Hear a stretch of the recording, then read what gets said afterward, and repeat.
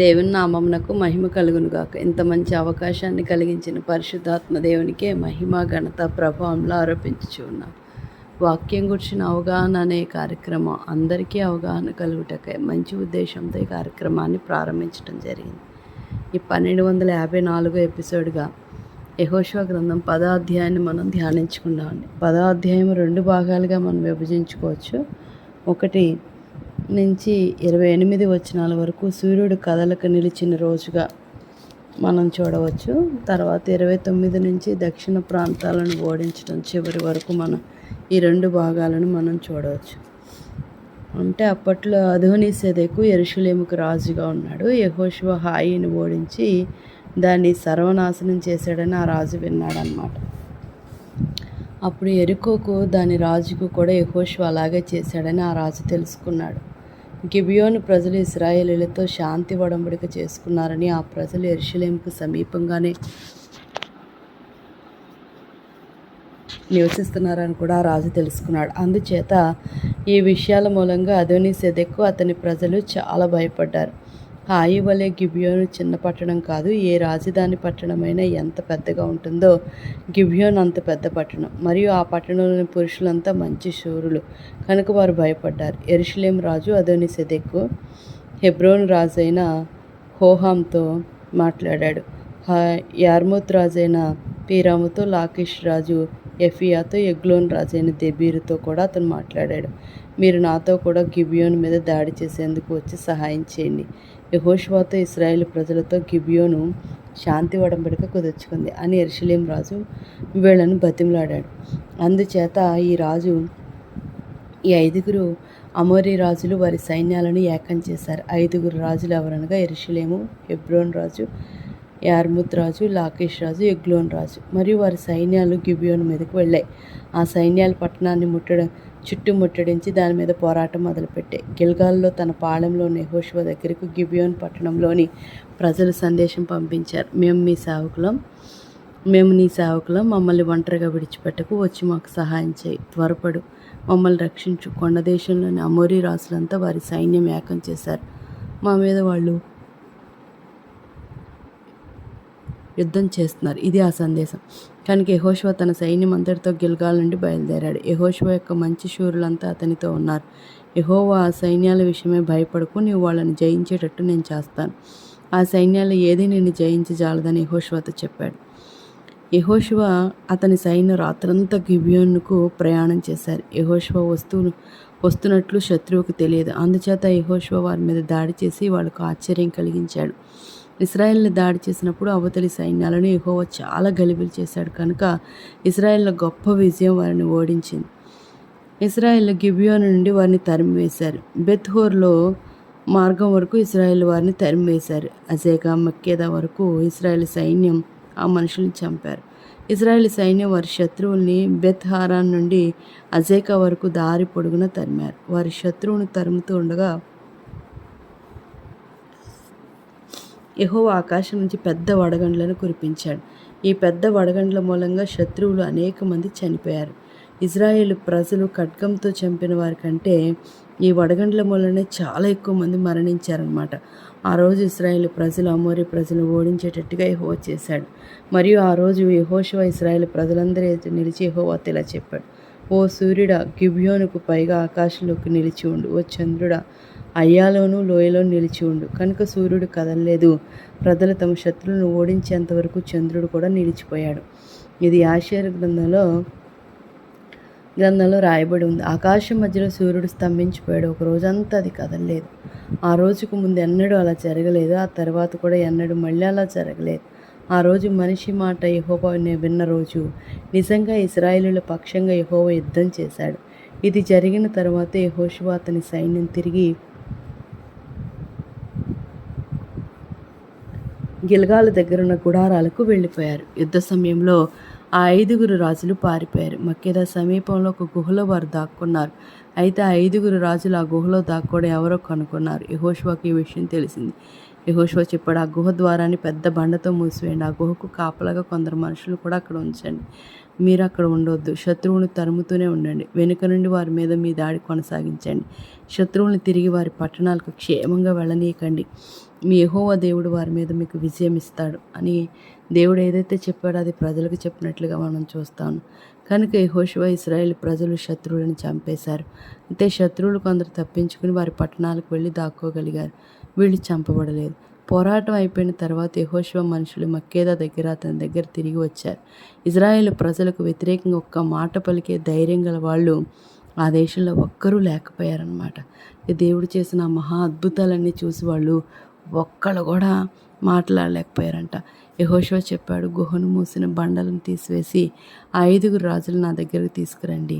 కనుక యెహోషువ మనుషులు ఆ 5 రాజులు గుహలో నుండి బయటకు తీసుకుని వచ్చారు. ఈ 5 రాజులు యెరూషలేం రాజు, హెబ్రోన్ రాజు, యర్మూత్ రాజు, లాకీష్ రాజు, ఎగ్లోన్ రాజు. కనుక ఆ 5 రాజులను వారు యెహోషువ దగ్గరకు తీసుకుని వచ్చారు. యెహోషువ తన మనుషులందరినీ చోటికి పిలిచాడు. ఇక్కడికి వచ్చి ఈ రాజుల మెడల మీద మీ పాదాలు పెట్టండి అని తన సైన్యాధికారులతో యెహోషువ చెప్పాడు. అందుచేత యెహోషువ సైన్యాధికారుల దగ్గరికి వచ్చారు. వారు ఆ రాజుల మెడల మీద తమ పాదాలు పెట్టారు. అప్పుడు యెహోషువ బలంగా, ధైర్యంగా ఉండండి. భవిష్యత్తులో మీరు యుద్ధం చేసే శత్రువులందరికీ యెహోవా ఏం చేస్తాడో నేను మీకు చూపిస్తానన్నాడు. ఆ మనుషులతో అప్పుడు యెహోషువ 5 రాజులను చంపేశాడు. అతడు వారి శరీరాన్ని 5 చెట్లకు వేలాడదీశాడు. యెహోషువ వాళ్ళని అలాగే సాయంత్రం వరకు చెట్లకు వేలాడనిచ్చాడు. సూర్యాస్తమయమైనప్పుడు ఆ శవాలను చెట్ల నుండి దించమని యెహోషువ తన మనుషులతో చెప్పాడు. అప్పుడు వారు ఆ శవాలను అంతకుముందు వారు దాక్కున్న గుహలో పడవేశారు. ఆ గుహ ద్వారానికి పెద్ద బండలతో వారు మూసివేశారు. నేటికి ఆ శవాలు ఆ గుహలోనే ఉన్నాయి. ఆ రోజు యెహోషువ మక్కేదాను జయించాడు. ఆ పట్టణంలో రాజును, ప్రజలను యెహోషువ చంపేశాడు. మనుషులెవ్వరూ ప్రాణాలతో విడిచిపెట్టబడలేదు. యెరికో రాజుకు చేసినట్టేదే మక్కేదా రాజు కూడా యెహోషువ చేశాడు. చూడండి అక్కడ హాయికి ఏం జరిగిందో. మరలా అక్కడ ఎక్కడ అయితే ఆయన ఏ ప్రాంతాన్ని అయితే దేవుడు వాళ్ళకి అప్పగించాడు, అక్కడ ఉన్న శత్రువులందరిని ఒక్కొక్కరిగా తరిమివేస్తూ ఉన్నాడు. ఇప్పుడు దక్షిణ ప్రాంతాలను ఓడించడం.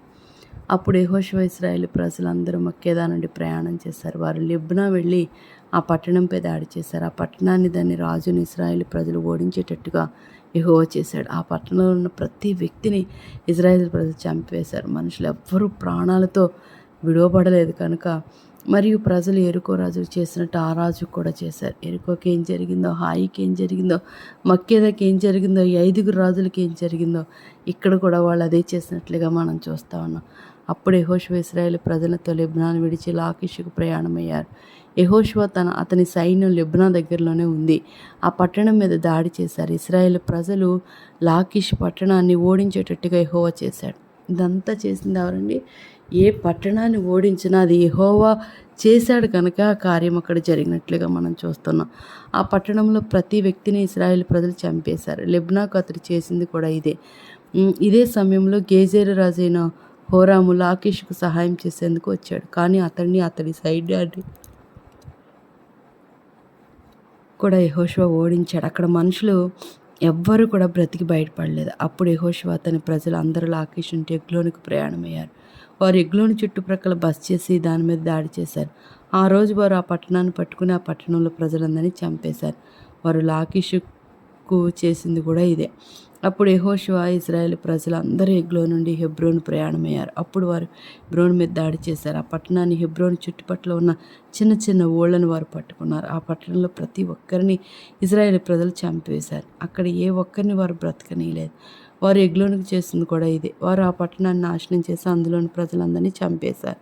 అప్పుడు యెహోషువ ఇశ్రాయేలు ప్రజలందరూ తిరిగి దెబీరుకు వెళ్ళి ఆ పట్టణం మీద కూడా దాడి చేశారు. వారు పట్టణాన్ని, దాని రాజులను, దెబీరు సమీపంలో చిన్న చిన్న పట్టణాలన్నీ స్వాధీనం చేసుకున్నారు. ఆ పట్టణంలో ప్రతి ఒక్కరిని వారు చంపేశారు. అక్కడ ఎవ్వరిని బ్రతకనీయలేదు. హెబ్రోనుకు దాని రాజుకు చేసినట్లు దెబీరుకు దాని రాజుకు ఇశ్రాయేలు ప్రజలు చేశారు. లిబ్నాకు దాని రాజుకు కూడా వారు ఇలాగనే చేశారు. కనుక నెగేవు కొండ ప్రాంతపు పట్టణాల రాజులందరినీ పడమటి కొండ చర్యలు, తూర్పు కొండ చర్యలు యెహోషువ ఓడించాడు. ఆ ప్రజలందరినీ చంపివేయమని ఇశ్రాయేలు దేవుడైన యెహోవా యెహోషువతో చెప్పాడు. అందుచేత ఆ స్థలాలలో ఎవ్వరిని యెహోషువ ప్రాణాలతో విడిచిపెట్టలేదు. కాదేషు బర్నేయ నుండి కాజా వరకు గల పట్టణాలన్నింటినీ యెహోషువ స్వాధీనం చేసుకున్నాడు. గోషెన్ ఈజిప్ట్ దేశం నుండి గిబియోను వరకు పట్టణాలన్నింటినీ అతడు స్వాధీనం చేసుకున్నాడు. ఆ ప్రయాణంలో పట్టణాలన్నింటినీ వాటి రాజులందరినీ యెహోషువ పట్టుకున్నాడు. ఇశ్రాయేళ్ల దేవుడైన యెహోవా ఇశ్రాయేళ్ల పక్షంగా యుద్ధం చేసినందువల్ల యెహోషువ అలా జయించగలిగాడు, అలా చేయగలిగాడు. అప్పుడు యెహోషువ ఇశ్రాయేలు ప్రజలు అందరూ గిల్గాల్లోని వారి గుడారాలను తిరిగి వెళ్ళారు. చూడండి, ఆ మొత్తం అంతా జయించిన తర్వాత, ఆ ప్రాంతం అంతా సొంతం చేసుకున్న తర్వాత తిరిగి వాళ్ళ ఇళ్ళకి వెళ్ళినట్లుగా మనం చూస్తూ ఉన్నాం. చూడండి, అసలు వాళ్ళకి భయపడలేదు. గిబియోన్లో చేసిన నిబంధనలో పొరపాటు చేసిన దేవుడు ఇశ్రాయేలును కాపాడాడు. ఎందుకంటే తరచుగా మనం దేవుని సంపూర్ణత చిత్తం నుండి తొలగిపోయేలా చేసే మన పొరపాట్లు, మన పాపాలు ఆయన మన విశ్వాసతను, ప్రేమను మనపై చూపడానికి వాడుకుంటాడు. కానీ దేవుడు ప్రతి క్షణము కూడా మనకి ప్రతి విషయంలో తోడుగుండి ఆయన ఇచ్చిన ప్రణాళికని ఆయన చూస్తూ ఉంటాడు. యెహోషువ యెహోవాకు ప్రార్థన చేశాడు. యెహోషువ ఒక అద్భుతం కోసం ప్రార్థించగా దేవుడు దానికి జవాబిచ్చి ఒక సాధారణమైన కార్యాన్ని మన పక్షంగా జరిగించాలని ప్రార్థన చేయటం విశ్వాసులు కానుక వేయకూడదు. దేవుని ప్రజలు తమకు వ్యతిరేకమైన దుర్మార్గపు లోకంలో నివసిస్తున్నారు. ఈ లోకంలో ఎదుర్కొన్న అనేకమైన సవాళ్ళు, కష్టాల మధ్య వారి జీవితాల్లో ఆయన ప్రణాళిక, ఆయన సంకల్పం నెరవేరటం కోసం అన్ని అద్భుతాలు అవసరమే. సూర్యుడు ఆకాశం మధ్య నిలిచిపోయాడు. దేవుడు పగటి వెలుగును పొడిగించడానికి ఎలాంటి పద్ధతి ఉపయోగించాడో మనకు ఖచ్చితంగా తెలియదు. సూర్యుని చుట్టూ భూగోళం తిరగడానికి కొంతసేపు ఆపి ఉండవచ్చు, లేక భూమి ఇరుసును కొద్దిగా వంచి ఉత్తరాక్ష ప్రాంతాల్లో సూర్యాస్తమయం లేని విధంగా చేసి కూడా ఉండవచ్చు, లేదా సూర్యకిరణాలు వక్రీభవించి ఉండవచ్చు. ఏది ఏమైనప్పటికీ యెహోషువ ప్రార్థనకు జవాబుగా దేవుడు అసాధారణమైన రీతిలో దిన సమయాన్ని పొడిగించాడు. భూమి ఆకాశాలను సృజించి వాటిని పని ఏర్పాటు చేసిన దేవుడు తన ఉద్దేశాలు నెరవేరటానికి వాటి సహజ గమనాలను కూడా ఆపివేయగలిగాడు. అంటే యెషయా 38:7-8 వచనాలను మనం చదివితే మనకి బాగా అర్థమవుతా ఉంది కదండి. ఒక మనిషి చేసిన ప్రార్థనకి సూర్యుని, చంద్రుని, తన సృష్టిని కూడా ఆపిన దేవుడు ఈరోజు నువ్వు ఏ ప్రార్థన అయినా సరే దేవునికి ఇష్టపూర్వకంగా, ఆయనకి నచ్చినట్టుగా, ఆయన హృదయాన్ని, ఆయన కోరికను నెరవేర్చే విధంగా ఉంటే ఎలాంటి పరిస్థితి అయినా ఈరోజు తారుమారు చేయడానికి ఆయన ఇష్టపడతా ఉన్నాడు. నిజంగా నీవు కూడా అలా ప్రార్థన చేస్తే ఖచ్చితంగా ఈ సమయంలో నీకు కావలసిన ప్రతి అంశతను దేవుడు అద్భుతంగానే, ఆశ్చర్యంగానే నీ జీవితంలో చేయబోతా ఉన్నాడు. కాబట్టి ధైర్యంగా ఉండు. ఎలాంటి పరిస్థితి ముందని అది దేవుని చిత్తం అనుకుంటే దేవుని సన్నిధిలో ప్రార్థన చేయి. అక్కడ గొప్ప కార్యాన్ని నీ కొరకు, నీ కుటుంబం కొరకు దేవుడు చేయబోతా ఉన్నాడు. నువ్వు ఎవరి గురించి ప్రార్థించినా ఆ వంశాలు, ఇశ్రాయేలు వంశాల గురించి ప్రార్థన చేశాడు. ఆ రాజులందరిపై జయం ఇవ్వడానికి దేవుడు ఒక గొప్ప కార్యాన్ని చేసినట్లుగా మనం చూస్తా ఉన్నాం. అట్టి కృపను పరిశుద్ధాత్మ దేవుడు మనందరి జీవితాల్లోనూ కలిగించునుగాక. ఆమేన్. యెహోషువ చెప్పింది చెప్పినట్లుగా చేశాడు. అప్పుడే దేవుడు గొప్ప కార్యాన్ని చేసినట్లుగా మనం చూస్తూ ఉన్నాం. మనం కూడా చెప్పింది చెప్పినట్లుగా చేస్తే దేవుని మన పట్ల గొప్ప కార్యం చేయడానికి ఆయన ఇష్టపడతా ఉన్నాడు. అలాగే మనందరి కుటుంబాల్లో ఇటువంటి కృపను మనందరం కూడా కలిగి ఉందాం. దేవుడి కొద్ది మాటలు మన వెనుకిటిలో ఆశీర్వదించునుగాక. ఆమేన్. ప్రార్థన చేసుకుందాం అండి. మహోన్నతుడ, సర్వాధికారి అయిన తండ్రి, నీకే వందనాలు, స్తోత్రాలు నాయన. ఈ ఉదయకాల సమయంలో మాతో మాట్లాడినందుకు వందనాలు, నీ కృపచేత నింపినందుకు వందనాలు, మీ చిత్తం మాత్రమే నెరవేర్చినందుకు వందనాలు.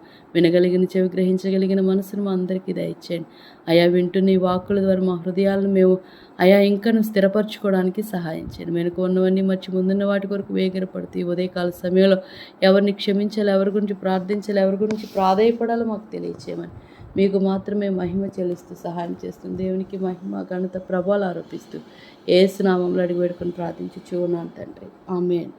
ప్రైజ్ లార్డ్ అమ్మ. గాడ్ బ్లెస్ యు అందరికీ.